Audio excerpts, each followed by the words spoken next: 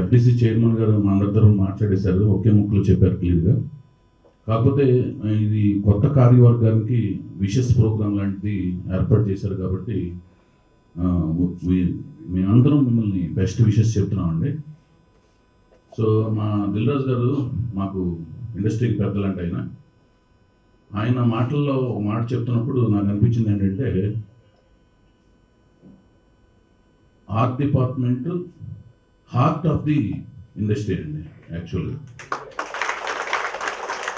అంటే ఇండస్ట్రీ ఏమైపోయిందంటే, ఇప్పుడు ఫిలిం ఇండస్ట్రీ ఆడియన్స్ చూసే పర్సెప్షన్ ఎలా అయిపోయిందంటే, డ్రామాటిక్ కాకుండా ఆడియన్స్ బిలీవబిలిటీ ఆడియన్స్ చూసే విజన్ ఎలా అయిపోయిందంటే మోర్ బిలీవబిలిటీ సైడ్కి వాళ్ళు బాగా బెండ్ అయ్యారు. సో ఆర్ట్ డిపార్ట్మెంట్ ఎంత బిలీవబిలిటీ సైడ్కి తీసుకురాగలిగితే అంత బిలీవబిలిటీ సైడ్కి ఆడియన్స్ చూసే విధంగా తయారయ్యారు.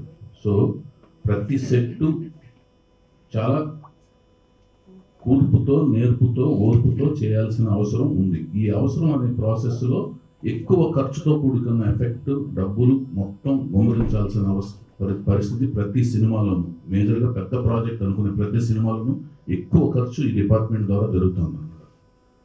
సో దీని విషయంలో మాత్రం కూలంకషంగా, సొంత ఇల్లు కట్టుకుంటే మనం ఎంత జాగ్రత్తగా కట్టుకుంటామో, 10 సార్లు లేకపోతే 100 సార్లు ఆలోచించి మేకులు కానించి అన్ని ఎక్కడ కొంటే ఇంకా ఎక్కడ కొంటే అని ముందు నుంచి ఒక విభాగం, అంటే ఒక 10 మంది ఉంటే ఆర్ట్ డిపార్ట్మెంట్ ఆ సంబంధించి సినిమా పని చేసేవాళ్ళు 5-6 ఉంటే, ఒకళ్ళు నిరంతరం ఎక్కడ తక్కువ దొరుకుద్ది, ఈ చెక్క ఎక్కడ తక్కువ దొరుకుద్ది, ఈ మేక్ ఎక్కడ తక్కువ దొరుకుద్ది, ఈ పెయింట్ ఎక్కడ తక్కువ దొరుకుద్ది, దీనికి పనిచేసే విభాగాన్ని ముందు నుంచి అనేసి ఎంత తక్కువ దొరుకుద్ది అనేది ఆలోచించి ఎంత తగ్గించగలం, సేమ్ వర్క్ తీసుకురావాలి ఎంత తగ్గించగలం అనే దాని మీద ఎంత ముందుగా కూర్చుంటే అనేది ప్రతి నిరంతరం ప్రొడ్యూసర్ని, డైరెక్టర్ని అవేర్ చేసుకుంటూ వెళుతుంటే డెఫినెట్గా ఖర్చు తగ్గుద్దని నా అభిప్రాయం అండి.